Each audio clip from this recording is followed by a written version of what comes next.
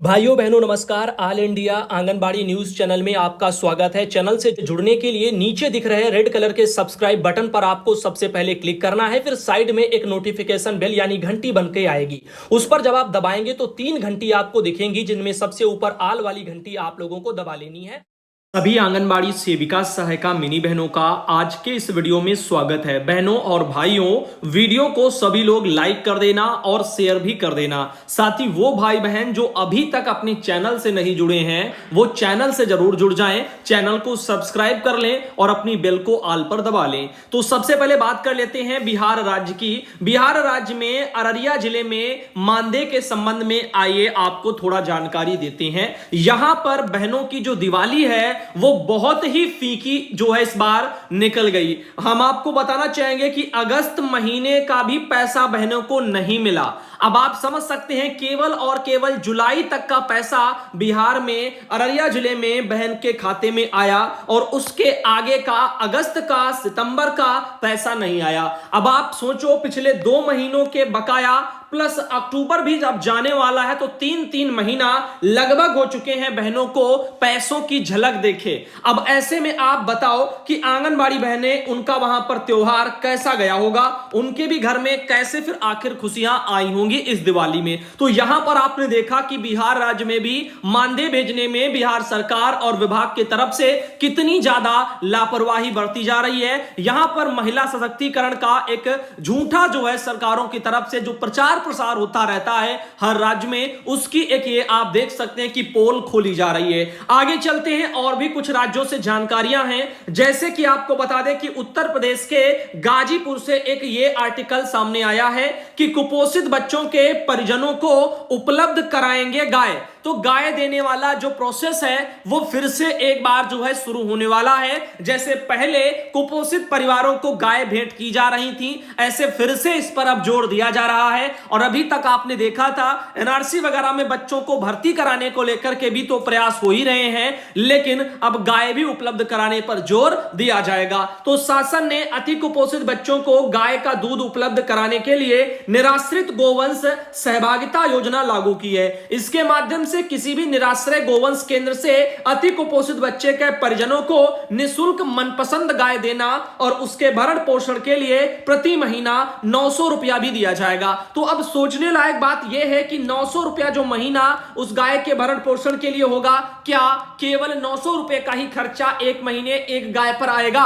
वो कितना बेचारी खाएगी गाय? अब आप खुद सोचो। तो यहां पर 30 रुपया अगर आप सोचें तो डेली के हिसाब से उसका हो गया। क्या 30 रुपए में एक दिन का खाना गाय के लिए पर्याप्त हो जाएगा? तो आप कहेंगे बिल्कुल भी नहीं। आज के समय में भूसा कितना महंगा है और उसके अलावा बहुत सारी चीजें हैं पशुओं को जो चारे स्वरूप दी जाती हैं, और उसके अलावा जो दाना वगैरह बोला जाता है, जैसे अनाज वगैरह मोटे जो होते हैं उनको हल्का पीस करके वो दिए जाते हैं, आटे वगैरह जैसा सब कुछ। तो ऐसे में अब आप सोचो वो सब चीजें कितनी महंगी हैं और कैसे फिर आखिर 30 रुपए में एक दिन का भरण पोषण गाय पर खर्चे के लिए गवर्नमेंट देगी। अब बाकी का पैसा वो अति कुपोषित परिवार के लोग लगाएंगे। अब आप खुद से सोचो और बताओ कि वो अगर उनके पास इतना ही पैसा होता तो वही वो पैसा अपने बच्चों पर लगा देते। अब मात्र 1 लीटर दूध जो है डेली अगर लेंगे तो 1500 रुपए का आपको मिल जाएगा। तो 1500 रुपए अगर हो तो वो अपना दूध डायरेक्ट खरीद लेंगे मार्केट से, वो पी सकते हैं। बाकी देखो लोग कहेंगे कि जो यहां पर उनकी आमदनी बढ़ जाएगी, दूध और भी होगा उसको बेच लेंगे, उससे मुनाफा होगा। तो भैया ये तो चीजें हैं, लेकिन आगे उन चीजों को लेकर के बहुत सारी दिक्कतें हैं परिवार के लिए भी। तो ये उतना प्रोसेस जो है सही नहीं है अगर कुपोषित परिवारों को देखा जाए, क्योंकि अगर पहले से कुपोषण है परिवार में तो इन चीजों का भी बंदोबस्त करना वो काफी मुश्किल हो जाएगा। आप लोग को पता है कि एनआरसी वगैरह में बच्चे जाते हैं, उसके बाद कहीं जाकर के जो है थोड़ा बहुत उनमें सुधार देखने को मिलता है, जब उनको वहां आराम करने को मिलती है और बराबर जो है खाने को बढ़िया डाइट मिलती है। अब देख रहे हैं कि जिले में विभागीय लापरवाही के कारण कई माह बीत जाने के बाद भी यह योजना जिले में लागू नहीं हो सकी। बाल विकास विभाग की तरफ से अति कुपोषित बच्चों की सूची मुख्य पशु चिकित्सा अधिकारी को उपलब्ध करवा दी गई, लेकिन अब तक कोई परिजन पशु आश्रय केंद्र में संपर्क नहीं किया। इसे लेकर पशु विभाग की की ओर से तैयारी शुरू कर दी गई है और मुख्य पशु चिकित्सा अधिकारी शिव कुमार ने बताया कि आंगनबाड़ी केंद्रों ने अति कुपोषित बच्चों को चयनित किया है। इन बच्चों के परिवार के सदस्य किसी भी गो आश्रय केंद्र पर जाकर के दुधारू गाय को पसंद करेंगे। वे ब्लॉक पर जाकर के वीडियो व पशु चिकित्सक से संपर्क करके बैंक पासबुक आधार कार्ड देंगे और उन्हें दुधारू गाय मिल जाएगी। अब बताओ ये जो गौशालाएं बनी हैं इनमें दुधारू गाय कितनी घूम रही हैं। अरे जो पैसा डाल रहा है दुधारू गाय के लिए वो छोड़ेगा थोड़ी, वो खुद ही अपना जो है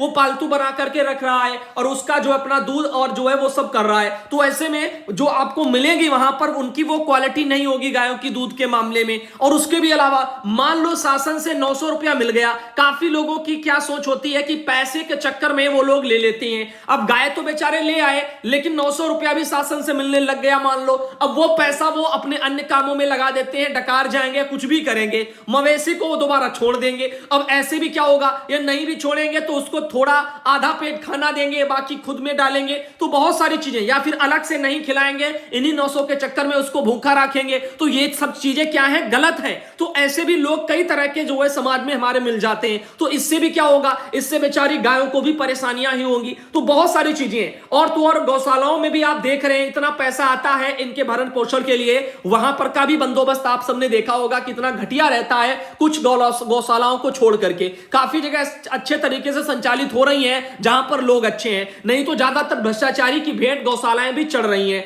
अब आगे देख सकते हैं सिम्मी बहन है जो उन्नाव से आती हैं, इन्होंने कहा है कि नमस्ते भैया जी, मेरी एक समस्या है भैया जी, मेरे बच्चे 0 से 5 साल के हैं जिनको वजन किया जाता है और वह हमारे नाटे वगैरह वाले जो एक ऑप्शन होता है उसमें बहुत ज्यादा बच्चे चले गए हैं, इनको कैसे सुधारें? तो प्लीज भैया मार्गदर्शन करना और मेरी समझ में नहीं आ रहा। तो देखो अगर बच्चा नाटा है तो फिर आएगा, अगर आपने मान लीजिएगा लंबाई वजन सब दुनियादारी जो भी उनका एज के हिसाब से और सही से आपने मापा है तो ठीक है, तो अगर आ रहे हैं तो जाएंगे ही, उनको आप थोड़ी जो है बदल देंगी। जादू तो है नहीं कोई कि आप जो कुछ जादू कर दें तो वो सही हो जाएंगे, नाटे से फिर लंबे हो जाएंगे, ऐसा तो संभव नहीं है। तो अगर आपने अपना जो है लंबाई वजन उन बच्चों का सब कुछ सही सही मापा है और फिर भी जो है वो आ रहे नाटेपन में, तो फिर वो आएंगे, उससे कोई नहीं बदल सकता भाई। तो अगर आपने मान लो गलत नापे हैं या माप लिए है जो भी XYZ, तो उस पर फिर आप फोकस करो, तो कैसे आपने मापा है, क्या किया है, तो इस बारे में आपको सोचना चाहिए कि आपने कैसे जो है उनका लंबाई वगैरह लिया है, वजन लिया है और कैसे एज ग्रुप के हिसाब से उसको निकाला है। तो अगर बच्चा है नाटा तभी तो नाटा आएगा, अगर नहीं है तो फिर जो है यहां पर या फिर आपने गलत नापा होगा। तो इन चीजों पर आपको फोकस करना चाहिए, बाकी इसका कोई और उपाय नहीं है। तो अगर आ ही रहे हैं तो वो आएंगे ही और उसको आप नहीं झुटला सकती हैं। अब देखो बबीता जी हैं जो मुरादाबाद से आती हैं, बहन ने कहा है कि सुधांशु भैया मेरी विधवा पेंशन आती थी 2 बार से नहीं आई है, IFSC कोड नंबर गलत हो गया है। वह कह रहे हैं कि लखनऊ से होगा सही। मुरादाबाद से बबीता आप ही बताएं कि कैसे होगा, अपनी राय बताएं कैसे होगा। और सही मुरादाबाद के दफ्तर वाले सही नहीं कर रहे हैं, अप्रैल से चक्कर काट रही हूं। तो अप्रैल से तो काफी दिन हो गए, अप्रैल मई जून जुलाई अगस्त सितंबर अक्टूबर बहुत महीने हो गए।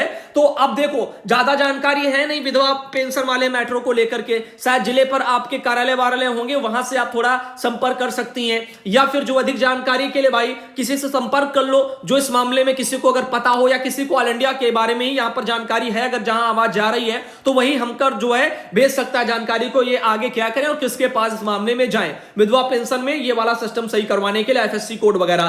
तो जिले पर भी हो सकता है, ऐसा भी हो सकता है, तो यहां पर जिनको जानकारी हो बता दे। सुशीला देवी हैं जो प्रतापगढ़ से आती है, इनकी समस्या कि भैया जी नमस्ते, सुधांशु भैया जी नमस्ते, 2 बार उन्होंने देखा है, मैं आपसे यही पूछ रही हूं कि हमारे पास जो है सहायिका नहीं है, सहायिका को उन्होंने सहायता लिख दिया है, तो कब तक जो है सहायिकाओं की भर्ती कब तक होगी? और भैया जी हमें बहुत जरूरत है, हमें आप बताएं कि हमारे पास जो है सहायिका नहीं है। फिर से उन्होंने सहायता ही लिख दिया। और बाहर जो है काम करने जो है चली जाती हूं और तो हमारे बच्चे जो है यहां पर घूमते रहते हैं और हमें बताएं इस तरह से। तो देखो भर्ती आंगनबाड़ी की निकली थी अभी, गवर्नमेंट ने 1 साल पहले गवर्नमेंट ने उन पर कुछ आगे किया नहीं, दोबारा से निकालने के लिए उत्तर प्रदेश सरकार ने कहा कि 2 महीने में भर देंगे, लेकिन अभी 2 महीना पूरा हो चुका यूपी सरकार के ट्वीट के बाद से भी, और फिर भी अभी उत्तर प्रदेश में आंगनबाड़ी भर्ती सरकार नहीं करवा पाई। तो आप देख रहे हैं हैं कि बार बार सरकार प्रशासन खुद से ही झूठे आर्टिकल शेयर करते रहते हैं अपने जो है नाम बड़ी के लिए। अब ऐसे में आप देख रहे हो, और यहां पर आंगनबाड़ी भर्ती भी जो कि त्यों पड़ी हुई है,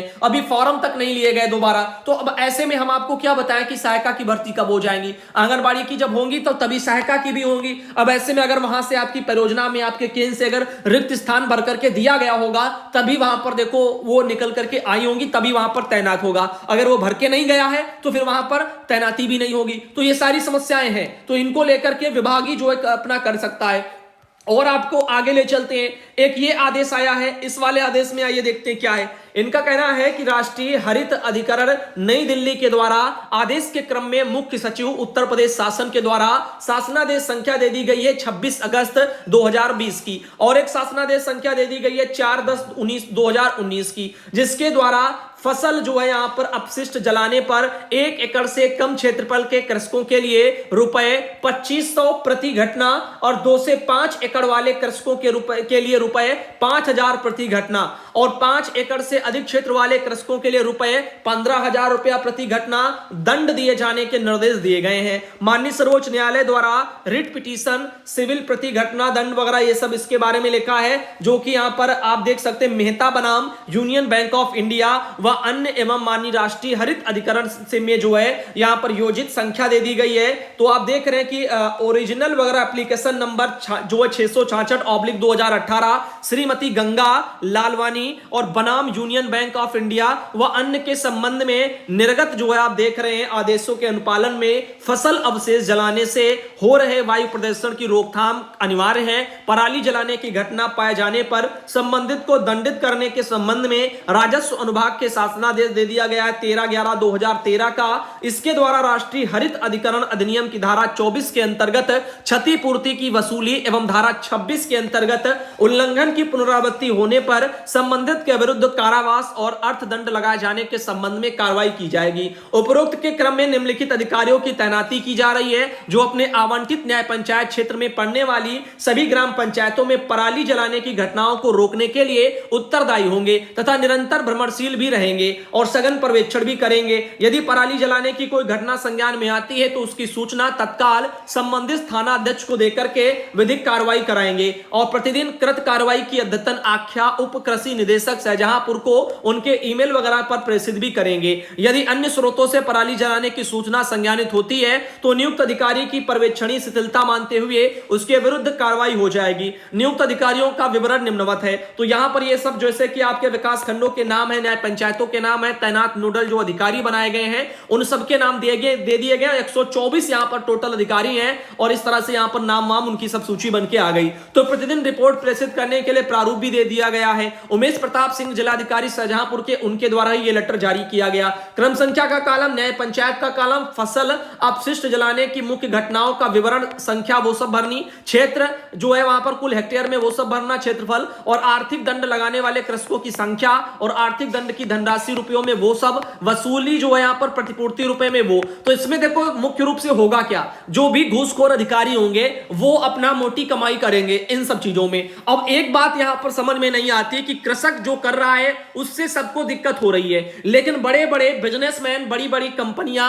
एक से एक बड़ी बड़ी फैक्ट्रियां लगा करके रखी हैं। अब उनसे निकलने वाला धुआं उनकी चिमनियों से, वो उस पर कोई रोक नहीं और उसके लिए कोई जुर्माने नहीं, वो डेली धधकता है और डेली जो है पोल्यूशन निकल रहा है। अब उसके अलावा तमाम ईंट भट्ठे वाले जो हैं उनसे भी बहुत बड़ी चिमनियों से बड़ा बड़ा पोल्यूशन निकलता है, धुआं निकलता है, उससे कोई पोल्यूशन नहीं लगता। किसान अगर साल में एक बार इस समय अगर पराली जला रहा है तो उससे पोल्यूशन हो रहा है, लेकिन अगर डेली का डेली जो है चिमनियों से जो पोल्यूशन निकल रहा है वो भी इतना घातक, उससे कोई दिक्कत नहीं, क्योंकि वो बिजनेसमैन है और वो चला वही रहे हैं जो सत्ता में है, कोई ना कोई बड़ा नेता या बड़ा क्षेत्र का जो है पैसे वाला। तो ऐसे लोग जो है वो इन चीजों को चला रहे हैं, तो उनके अगेंस्ट कोई जाएगा नहीं। तो ऐसे में जो है उनके लिए सब कुछ सही है, जैसे नेताओं के लिए सब कुछ सही है, उनके लिए पेंशन भी सही है, लेकिन कर्मचारियों के लिए पेंशन सही नहीं है। तो ऐसे यहां पर भी है, गरीब जो है लोगों के लिए, कृषकों के लिए वो चीज करे तो वो गलत है, और बड़ा बड़ा बिजनेसमैन अगर कोई करे तो वो सब सही है। ये तरह से जो है हमारे समाज में भ्रांतियां फैली और ऐसे जो है यहां पर शोषण हो रहा है। बाकी मैं कहना चाहूंगा गलत तो गलत है, लेकिन वो सबके लिए गलत होना चाहिए। ये नहीं कि एक उच्च वर्ग का तबका जो करे वो सही हो जाए और वही चीज को अगर निम्न वर्ग वाले करें तो वो गलत हो जाए। अब ऐसे ही आपको पता है तमाम फैक्ट्रियों से जल प्रदूषण भी तो जो है बढ़ावा मिल रहा है, उससे निकलने वाला अपशिष्ट जो होता है गंदा, वो भी तमाम नदियों में बह रहा है। आप गंगा ले लो, यमुना ले लो, हर जगह ले लो, कहां कितनी सफाई है हर किसी को पता है। हजारों करोड़ों के करोड़ के जो बजट हैं गवर्नमेंट निकालती है, सफाई का कहीं नामो निशान नहीं होता। आखिर ये बजट जाता कहां है? हम बताते हैं कहां जाता, यही तो चुनाव में लगता है। ऐसे जारी होती हैं चीजें, ऐसे ही तो आपकी जो व्हाइट मनी है सरकार के पास, कौन सी, जो जनता के टैक्स से वहां पहुंचती है, जो राजकोष है हमारा, उससे पैसा कैसे निकालेंगे नेता लोग? ऐसे थोड़ी निकाल लेंगे कि उनके बाप की बपौती आए उसमें हाथ डाला निकाल के चले गए। कुबेर का खजाना नहीं है कि अपने मन से कोई चीज निकाल ली जाएगी देश के खजाने से, तो उसको दिखाना होगा किस काम में हम किस लिए निकाल रहे हैं। तो ऐसे ही तो जो योजनाएं लाई जाती हैं, फलाने काम के लिए, ढिमकाने काम के लिए हम पैसा निकाल रहे हैं और उस काम में लगाया जाएगा।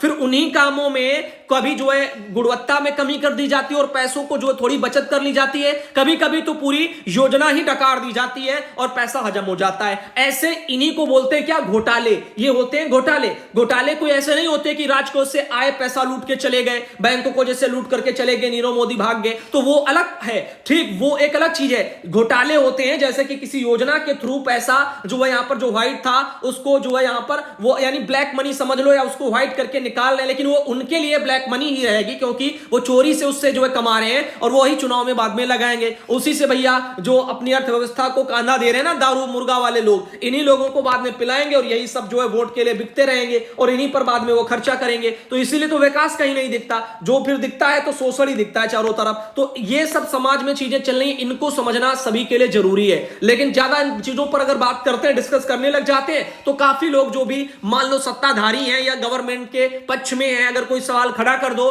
तो फिर उनको जो है काफी जलन होने लगती है। इसीलिए ज्यादा ऐसे मैटरों पर हम बात नहीं करते। स्टार्टिंग में करते थे तो बहुत से लोगों को जो है यहां पर दिक्कत होने लग जाती थी। अब देखो यहां पर मेरा देवी जी हैं जो कि शाहजहांपुर से आती, जिन्होंने एक बहुत ही जरूरी सा एक ऑर्डर भेजा।